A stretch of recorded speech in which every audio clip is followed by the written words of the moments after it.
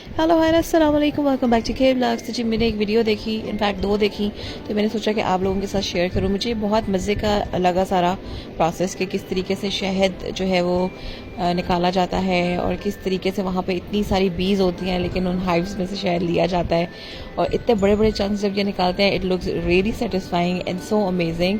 और आप अल्लाह ताला की कुदरत देखें कि माशाल्लाह माशाल्लाह कितना खूबसूरत गोल्डन हनी जो है यहाँ से एक्सट्रैक्ट किया जा रहा है। It looks so amazing. तो मुझे वीडियो बहुत पसंद आई थी, मैंने सोचा आप लोगों के साथ शेयर करूँ। थोड़ा सा टॉपिक से हट कर है बट इट्स ओके, चूँकि हमारा ये ब्लॉग्स का चैनल है and we cover and discuss about everything almost, तो मैंने सोचा व्हाई नॉट दिस।